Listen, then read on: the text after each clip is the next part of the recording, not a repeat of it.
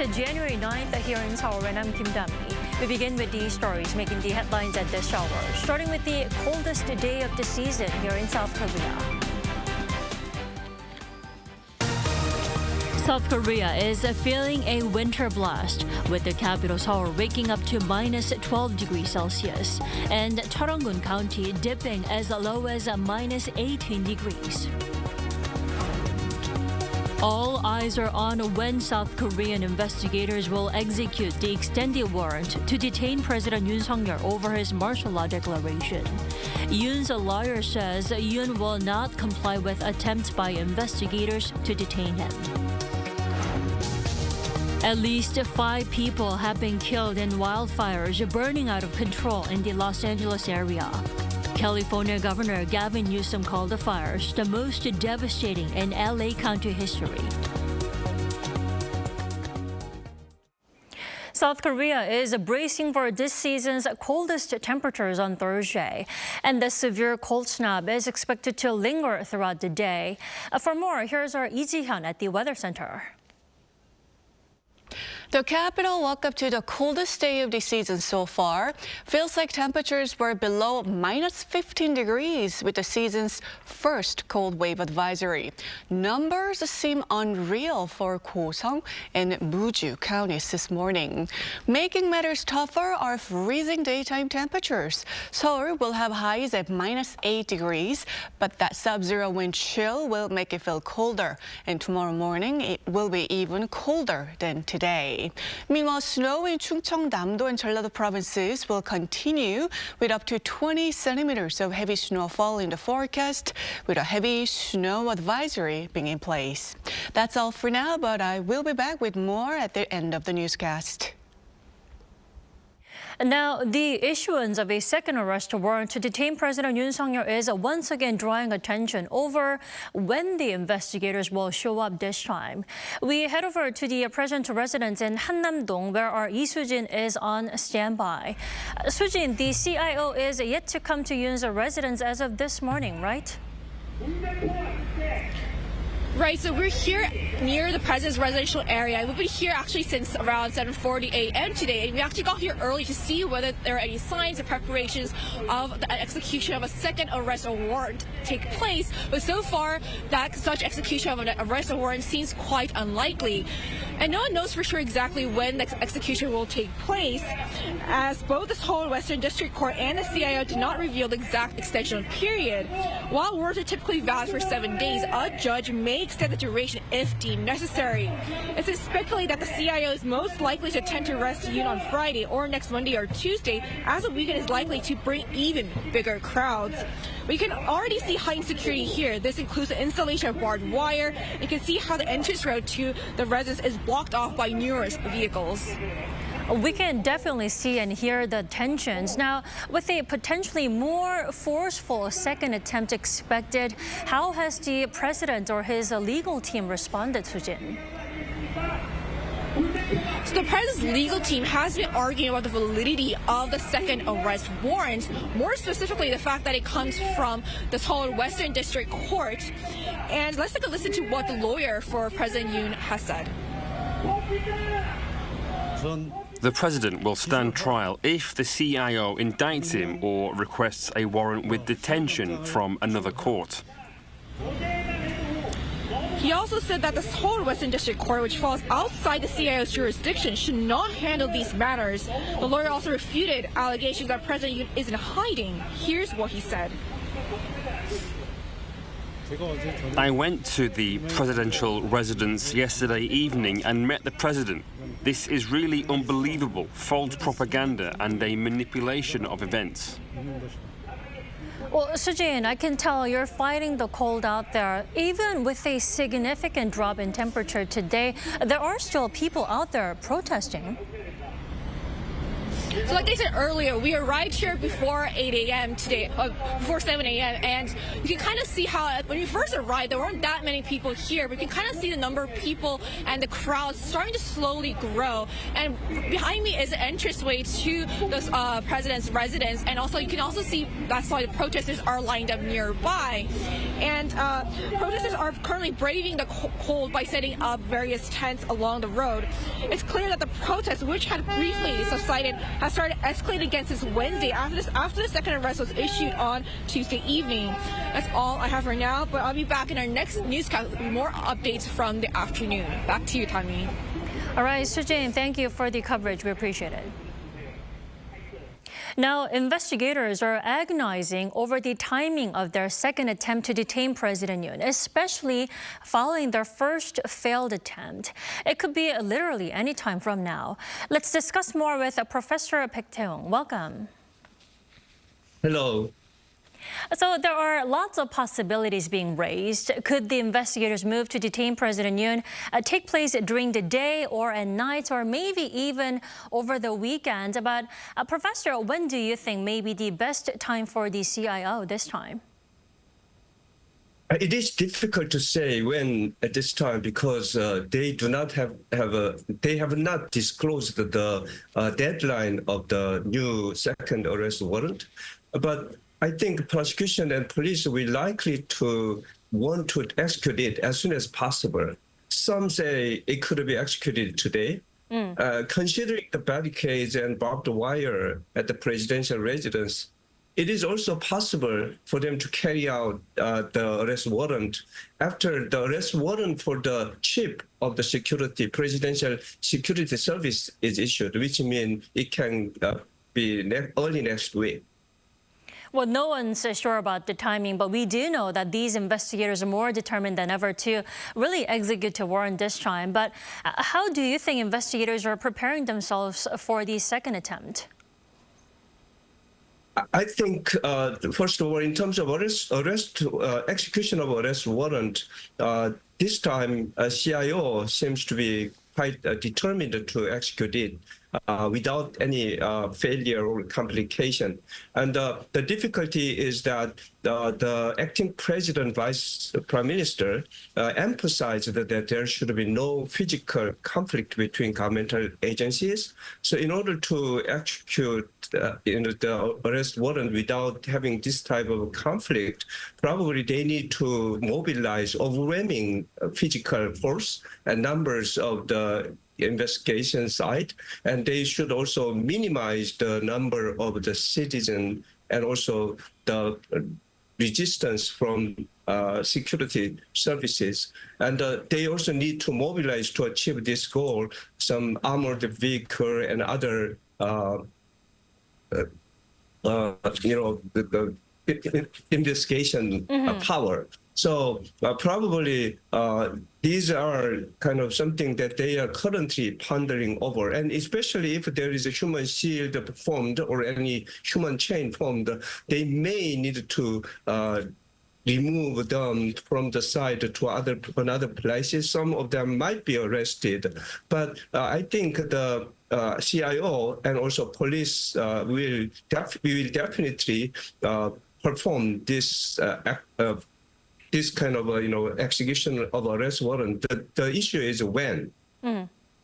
Well, that is why there are growing concerns over possible clashes between the investigators and the presidential security team. How likely is it that the presidential security officers will be arrested by the CIO to detain President Yoon? First of all, I think the police has already prepared for procedure to arrest the chief of a presidential security service because he has been summoned already twice, which he refused. And either by issuance of arrest warrant or on-site arrest, probably the chief of security service might be first arrested if he do not cooperate in the process of executing arrest warrants. And if there are other people who are using violence or any threat over the CIO officer or police, those people can be also arrested on spot, because this arrest process is a legitimate legal procedure, and the CIO and police officers should not be stopped. And some of the politicians, especially lawmakers, were interested in going there again. And under current our legal system, even National Assembly members might not be immune from this arrest if they commit obstruction of justice on site. So there will be some form of arrest definitely happening. However, it is not really justified for the presidential office or president himself to not kind of acknowledge the validity of this arrest warrant, especially the current president is still in the position of president, and the legal system should stand rather than being hampered. Well, you just mentioned the possibility of security officers and also possibly politicians being arrested. But what about the protesters, the civilians out there protesting for and against President Yoon's arrest? Can they also be held responsible for blocking the CIO? If the civilian peacefully stands or take sides there, probably they will not be arrested immediately. They may be removed forcibly. And if they use any force or threat over the police or the officers, then it can be ground for arrest. So I think there is a possibility of arresting civilian, but I hope there's no serious clash happening at this time. I hope so too. But, all in a nutshell, a successful execution of the warrant will come if President Yoon does comply with it. Professor Beck, do you think he will this time, considering the gravity of the situation?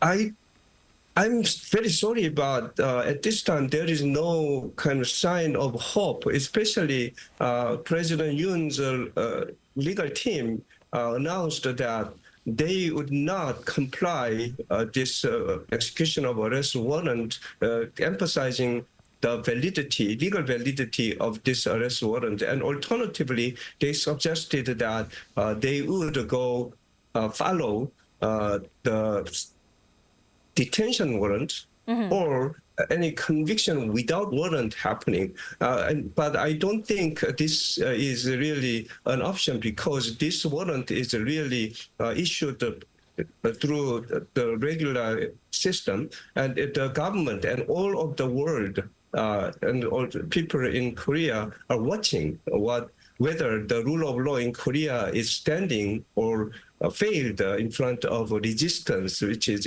a continuation, which could be viewed as a continuation of the insurrection. Alrighty, Professor Beck, thank you so much for sharing your insights with us this morning. You have a wonderful day. Thank you very much.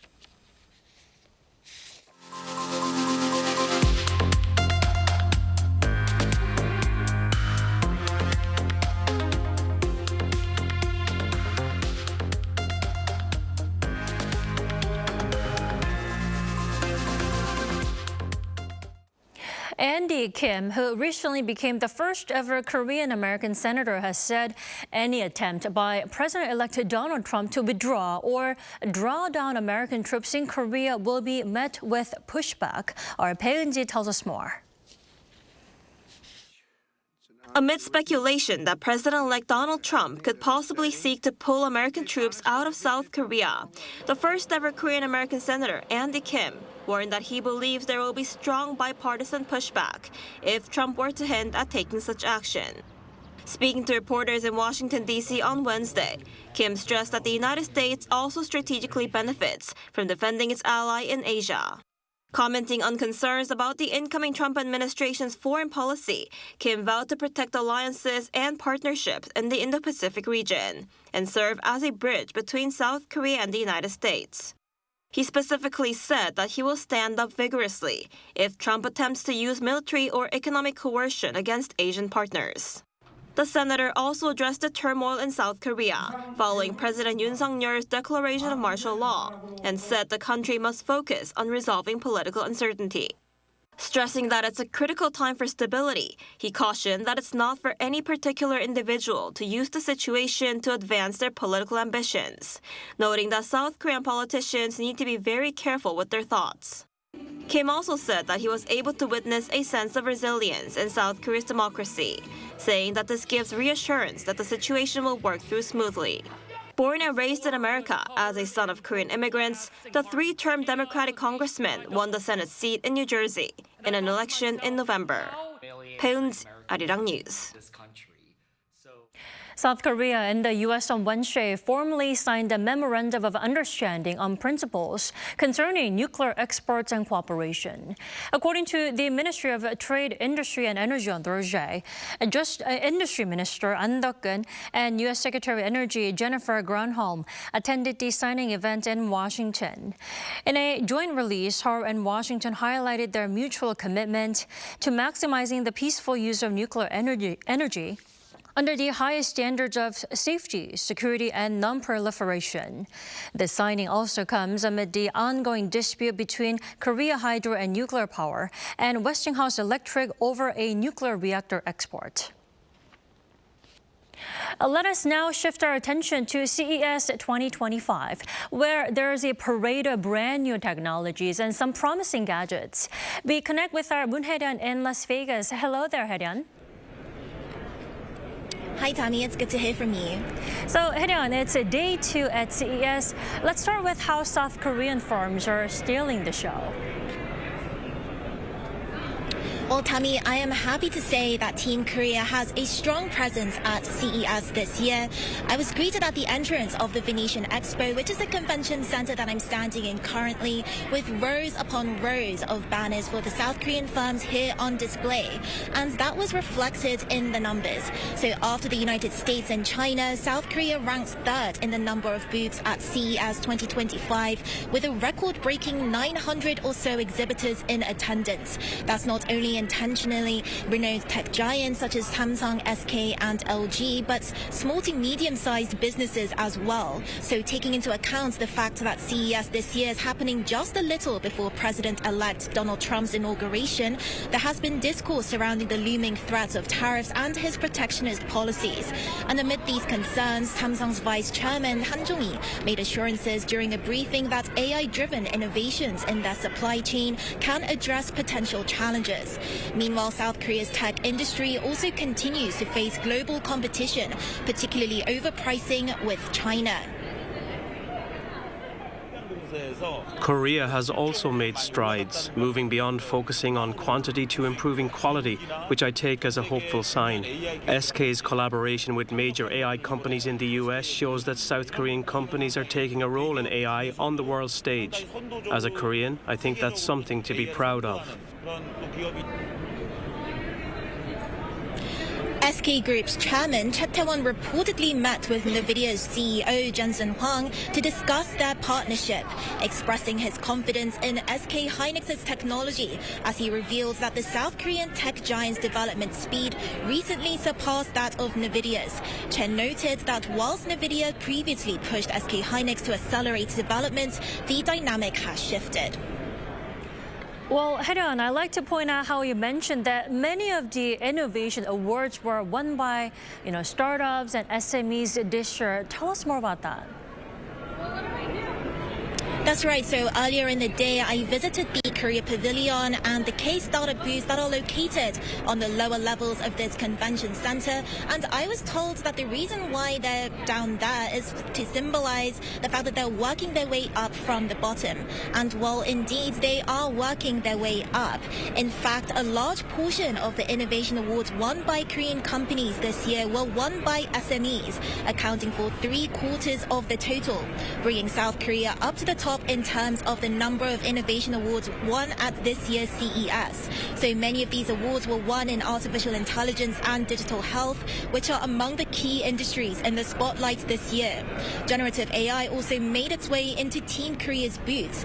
AI Alive among them with its graphics platform that produces graphic motion with a simple worded prompt. What would usually take hours to achieve now takes just a few seconds with a few words and the click of a button. Our long-term vision is to create an ecosystem that helps anyone create 3D content easily and conveniently, share them, and generate revenue.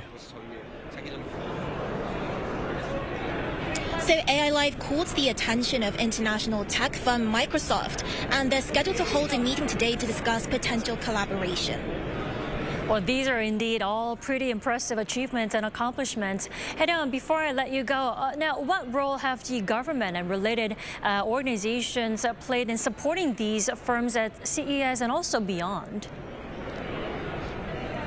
So as I understand it, this year, the Ministry of SMEs and Startups have, set up their biggest K-startup booths at CES to date. And similarly, Kotra has partnered with the Trade Ministry in order to put up the biggest Korea pavilion. So these booths are another way to help firms reach out to a global audience other than the financial and research development support that's given by the government. We form delegations to places such as CES to help firms meet buyers locally and find partners in order to enter the global market. We will try our best to turn what we have found in this event, namely the seeds of innovation, into tangible successes, such as exportation or the partnership with global companies. Right, so that's all I have for now, but I'll be back in a later newscast with a more detailed account of all the South Korean tech that I've seen today. Back to you, Tammy. Alrighty, we'll look forward to that. Yoon, thank you for that report. That was our Moon Yoon reporting live from Las Vegas.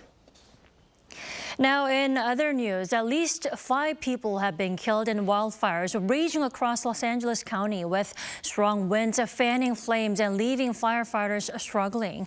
Our Lee Seung-jae has more. The massive wildfires raging in Los Angeles County have left at least 5 people dead and many others injured, with firefighters struggling to put out the flames. According to local media reports, a wildfire that broke out Tuesday morning in the affluent neighborhood of Pacific Palisades spread uncontrollably due to a localized wind blowing in the LA area. Additional wildfires broke out in the neighborhoods of Eaton and Hearst on Tuesday night, with a 4th starting in Woodley on Wednesday morning. Tens of thousands of people have been ordered to evacuate across LA County, and as of Wednesday afternoon local time, more than 1,000 buildings in the area had been destroyed by the fires. Officials say the fact that strong winds are fueling 4 different wildfires is making it difficult for firefighters to put out the fires. No, LA County and all 29 fire departments in our county are not prepared for this type of widespread disaster. There are not enough firefighters in LA County to address 4 separate fires of this magnitude. California Governor Gavin Newsom has declared a state of emergency as local authorities call it the most destructive fire in LA County history. U.S. President Joe Biden spoke with the governor during his visit to Los Angeles and said the federal government will provide necessary support to fight the fires. Biden also called on affected residents to remain vigilant and listen to local officials on orders. Fire officials say the county is not out of danger yet, with authorities saying more than 13,000 buildings could be destroyed by the wildfires. Lee Seung-jae, Arirang News.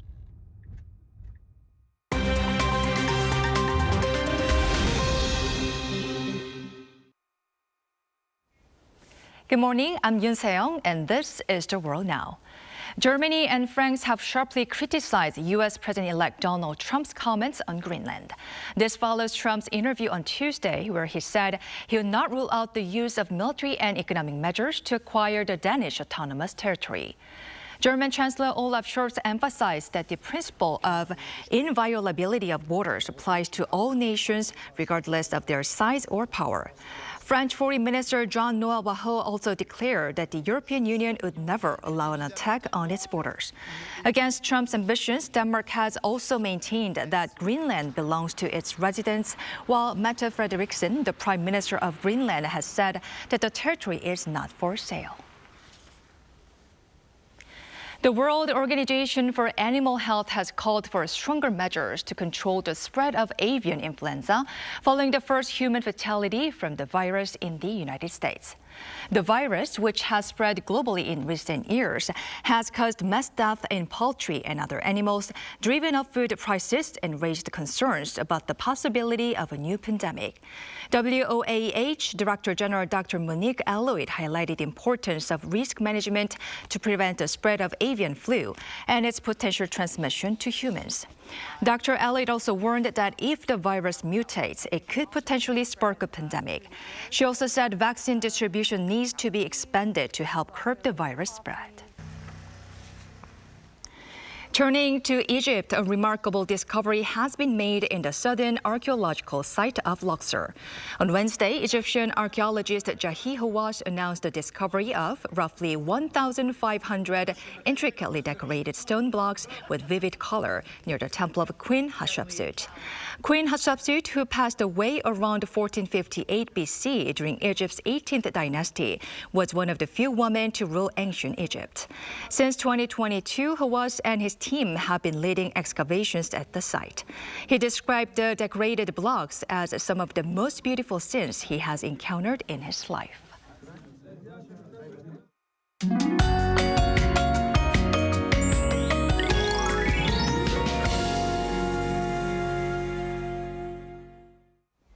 Extreme cold temperatures are impacting much of Korea with sub-zero wind chills. Seoul saw the season's lowest temperatures of the season so far, and it will remain freezing cold all day.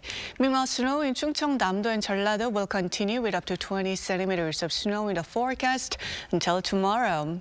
A snow advisory is in place for those areas, and the wind advisory remains in place for the west and east coast as well as Jeju. This afternoon, Seoul and Chuncheon get up to -8, Daegu at -2 degrees Celsius. Tomorrow morning will be colder, and this round of cold snaps should ease on Saturday afternoon. That's Korea for you, and here's a look at the international weather conditions.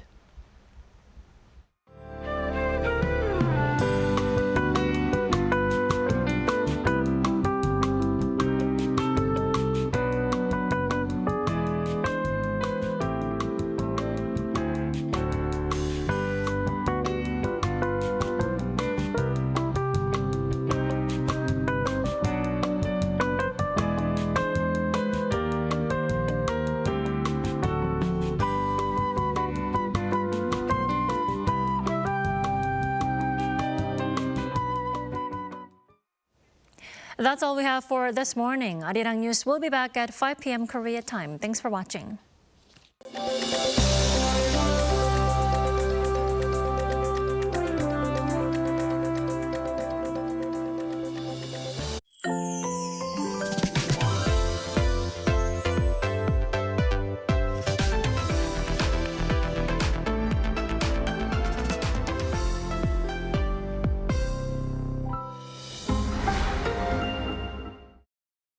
How to survive in Korea. One room. So, you're surviving in Korea if you've signed a contract for a one room. Obviously, you're a pro. But the real deal begins now. Step 1. Housewarming. No need to buy toilet paper, diffusers or hand soap. You'll get them soon enough as housewarming gifts. And some are bound to pile up. There's nothing better to serve your guests than milpaeyu nabe. If you have Korean friends coming over, don't forget the extra garlic. Step 2. Garbage disposal. With great power comes great responsibility. You've had a good time, so let's get to work. It might be tempting to sweep everything into a trash can, but you have to separate your garbage. Not bothered? Beware that negligence is punished with a fine or public humiliation. Step 3. Drying rack.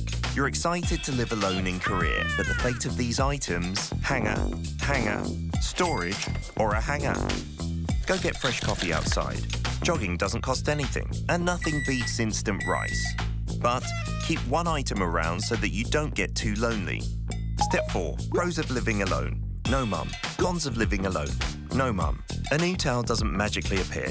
You have to do the laundry regularly. If anyone gives a towel as a souvenir, take it. Get rid of mold immediately. Don't be lazy with the vacuum cleaner. Housework is an endless affair. Overwhelmed? Give your mum a call and thank her for everything she's done. Did you survive in your one room? Wait, you have an unwanted visitor. Call someone you fancy. Could be the right person for the job.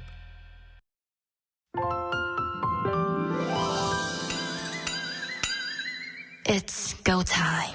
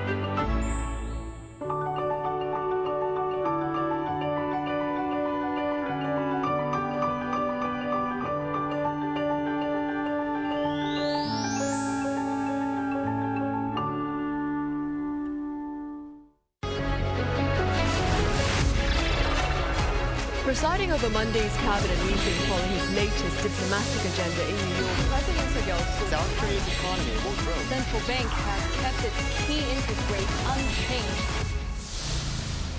Mission complete for rocket booty selfish. Seoul is rallying in hopes of bringing the World Expo 2030. Arirang. 고무장갑 다 똑같다고? 아니, 러버랩은 달라. 내 손인 듯 하루 종일 편하게. 슬림한 두께로 낀 듯 안 낀 듯 가볍게. 튼튼하니까 걱정 없이. 두 가지 길이로 다양하게 쓰는 러버랩으로 만드는 편리한 일상. 껴보면 달라. 러버랩 고무장갑.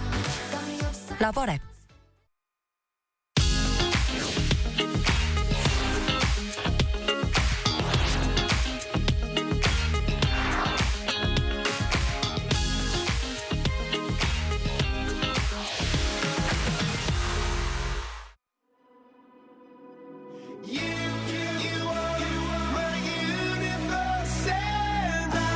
We're here to bring a new type of news show.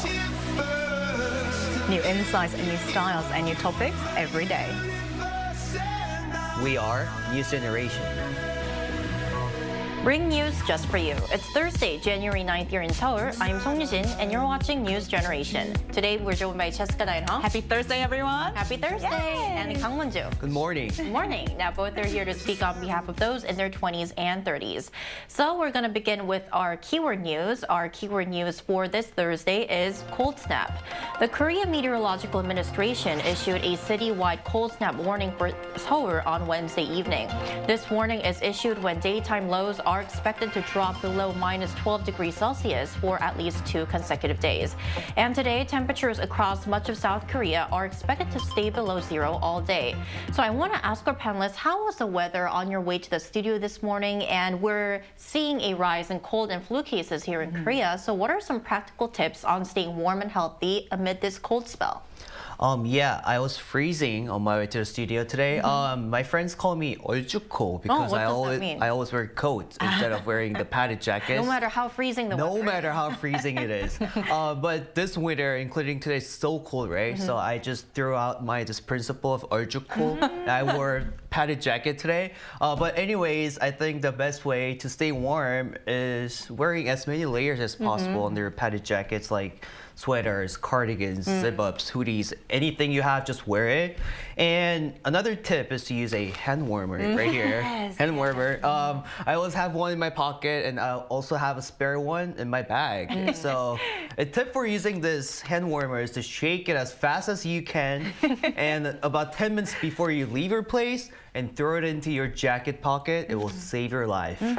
Right, so bundle up and using a hand warmer. So very practical tips from Munju. Yeah. Now to you, Cheska. Yes. What about you? I also have some very practical tips, especially when it gets this cold. A lot of the indoors really vamp up on the heaters. Right. So it becomes extremely dry. And I've seen a lot of people catch flu because of the dryness. So make sure that you carry a tumbler with a lot of liquid. Tea would be great. If Stay hydrated. Stay hydrated with a lot of vitamin C. But also another thing is, in addition to the health concerns, I also remember seeing a lot of unforeseen accidents that happened last year. Especially on the roads. Exactly. So if you're a commuter, make sure that you become extra prepared and make sure that you really become prepared when you leave the house. I think it can prevent a few of the tragic occurrences happening on the road. Right. Some very good tips on staying safe, both indoors and outdoors.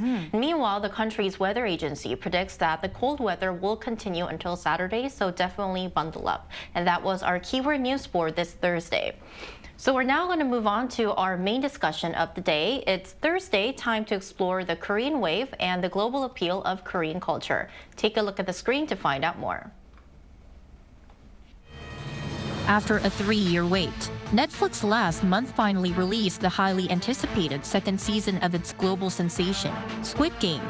The series revolves around a deadly survival competition where financially desperate individuals compete for a staggering prize of 45.6 billion Korean won, around $38 million.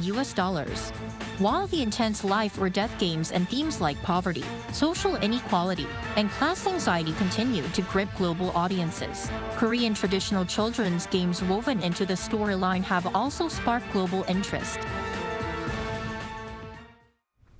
Right, so today we're going to take a look into Korea's game culture based on the 2 seasons of Squid Game. As you may know, Squid Game 2 was recently released.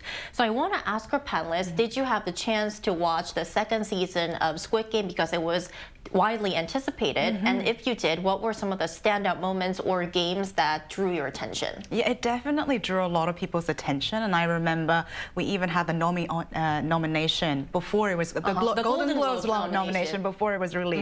So I know everybody was very, very excited about it. Right. What interests me about the Squid Game itself is the irony and sort of the juxtaposition of the most iconic and innocent childhood games with the deadly and sort of the survival game of the most complicated and disturbed adult figures who are literally fighting for life, death, and sort of money prize, right? So not to mention the diversified array of characters in season 2, but I also like that they provided a lot of backstories, and you will see some great actings from actors like Pyongyun Lee.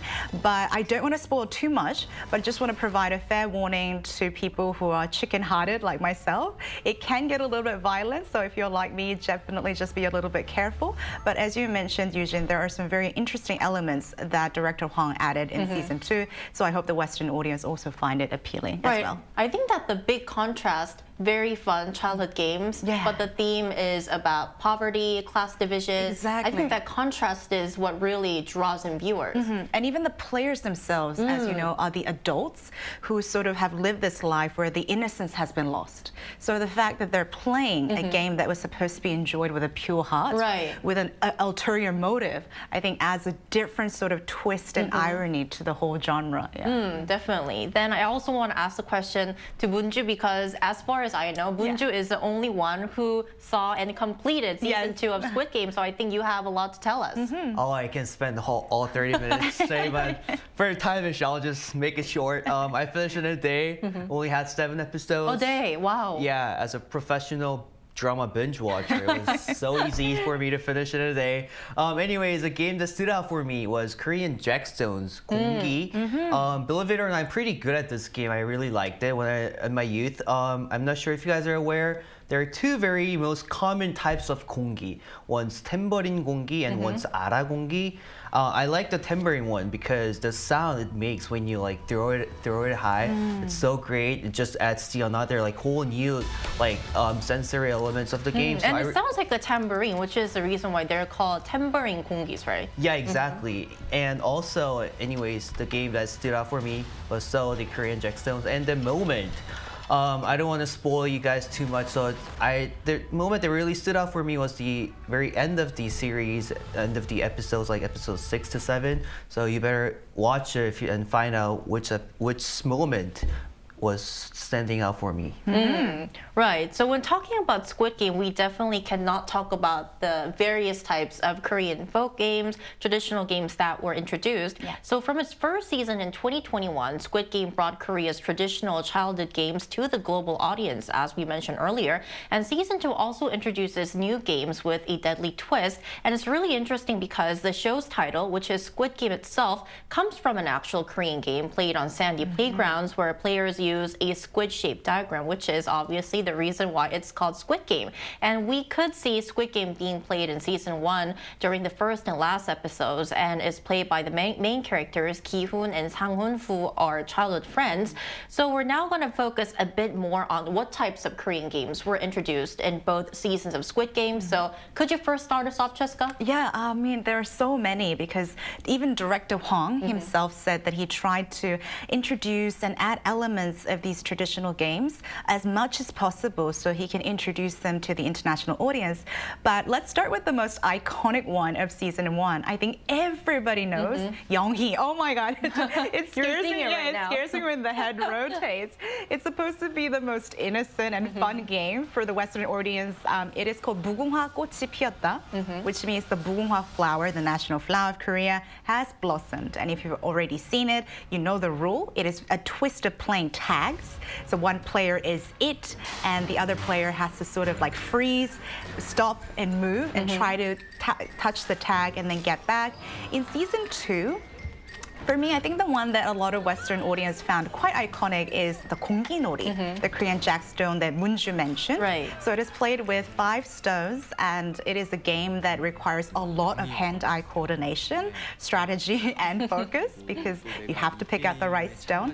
But what I found interesting was that this was the game that a lot of Western audience found the most confusing and complicated, even though it is so simple with just 5 little stones. So I hope that a lot of Western audience who are watching it really get to enjoy and see a diverse array of Korean traditional games. Right. So for Cheska, the most iconic or memorable games were 무궁화 꽃이 피었습니다, which is also known as red light, green light for English-speaking viewers, and also the jackstone games, which are called 공기놀이 here in Korea.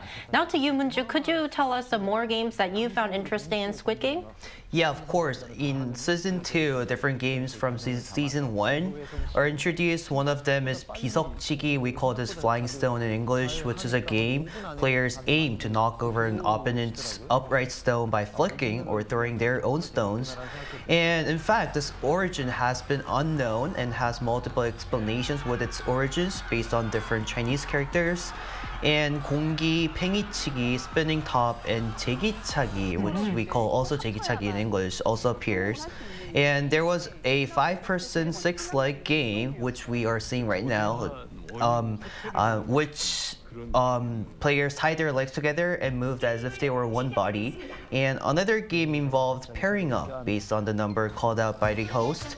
And these are all Korean games that have been passed down since a very long time ago and still loved by many Koreans regardless of generations. And 제기차기 is in fact often played as school sports day recently in Korea.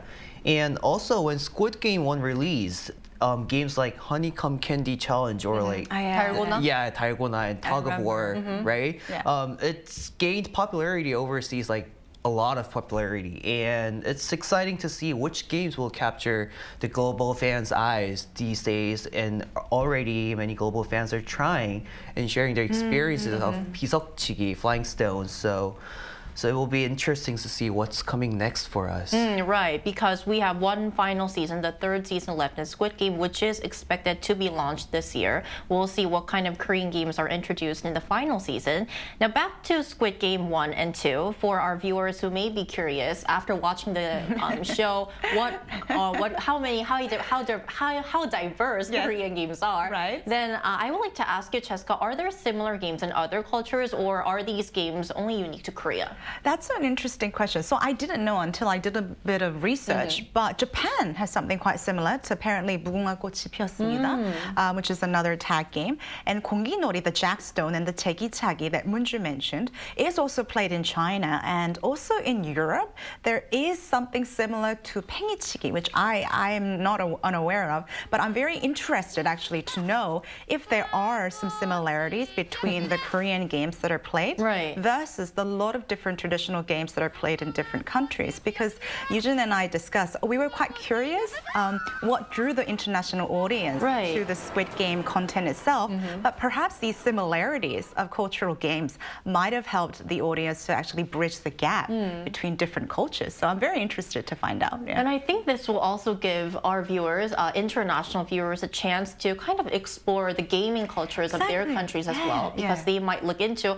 are there any games similar to Red Flag, Red Light, Green Light, or 달고나 game, and then they might find something new about their gaming culture. Exactly, I love that. I hope this kind of opens the door up to their innocent childhood times when they used to play these games.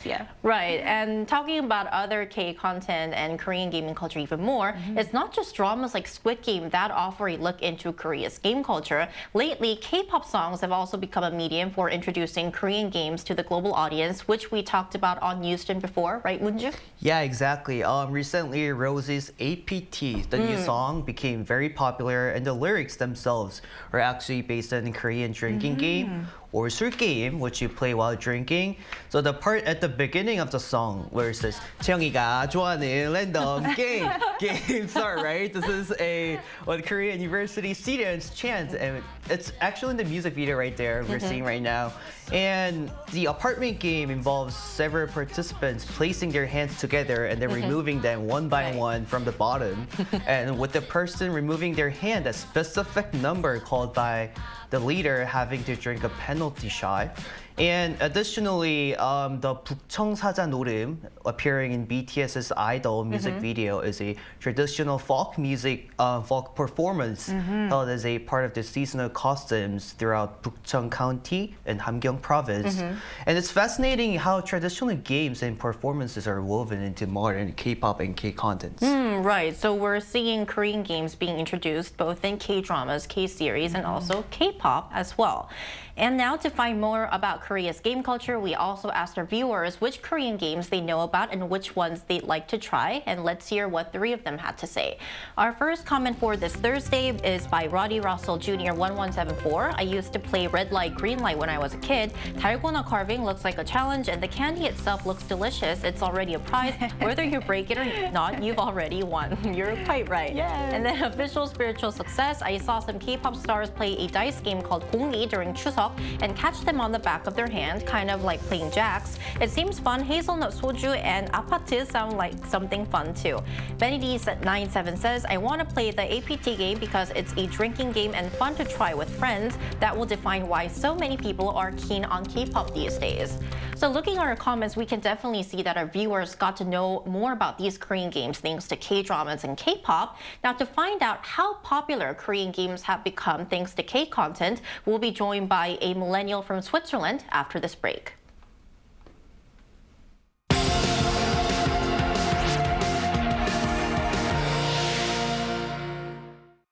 NewsGen wants to hear from you.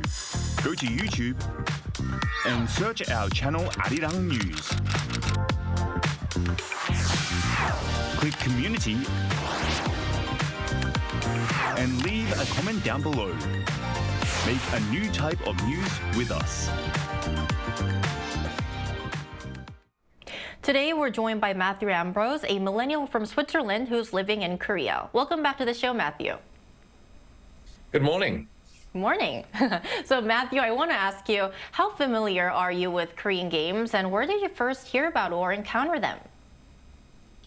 All right, so when I was first living in South Korea, I lived in Daegu, and there was a special event that was supposed to expose foreigners to more traditions in South Korean culture.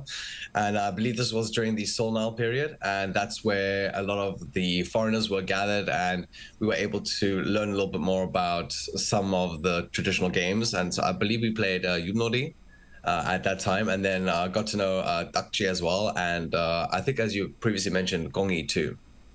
So we're really curious, are there similar games in your country to the ones that we talked about in Squid Game or to your previous answers? Well, I believe they might be similar a little bit to dakji, which is, trying to use one object on another object. And for that, we've got glogi lute, which is essentially you have a cowbell, and you need to have these balls and throw them at the cowbell to make sure that it makes a sound. But they also use something similar with horseshoes and with stands as well, which I believe is pretty common in many other countries too, not just Switzerland. So have you tried any Korean games featured in K-dramas or K-pop songs? If so, which one was your favorite one? So I did try. I actually totally forgot what the name was, but the one in the Squid Game, of course, with the sugar disc, and you have to carve out that shape. I did that. Yeah. Honestly, failed it every single time. I have yet to succeed. Still a work in progress.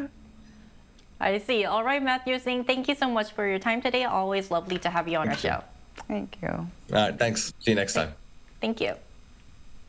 Right, so after our discussion today, for those interested in experiencing Korean games, whether they're traditional folk games introduced in Squid Game or drinking games like the APT 아파트 game, where can they go or how can they learn?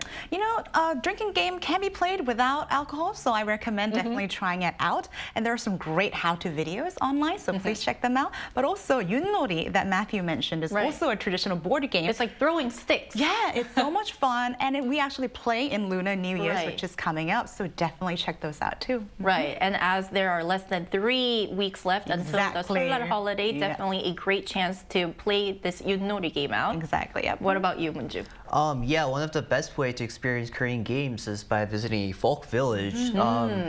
There will be a special events prepared for the upcoming Lunar New Year's Day, which we just mentioned, so it'll be a great time for you to experience many Korean traditional games, so why don't you visit there? That you should definitely visit there. All right, hope our discussion today helped you learn more about Korean games and Korea's gaming culture. And that's all from Newsgen today, but we'll be back tomorrow at 10:30 a.m. Korea time. Special thanks today to Cheska Dainho. Pleasure's always mine. Thank you. Thank you. And Kang Munju. Thanks for having me today. Thank you. And thank you everyone for watching, and we'll see you tomorrow. We are News Generation.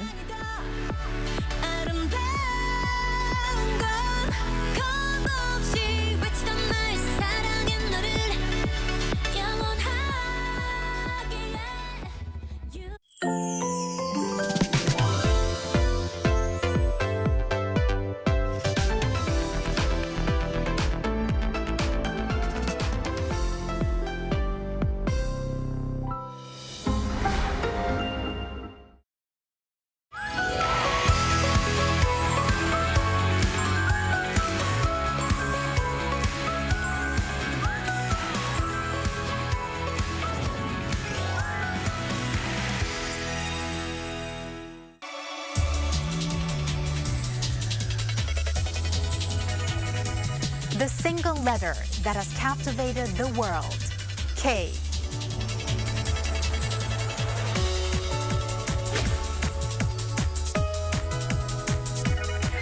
We answered that question with a K-culture journalist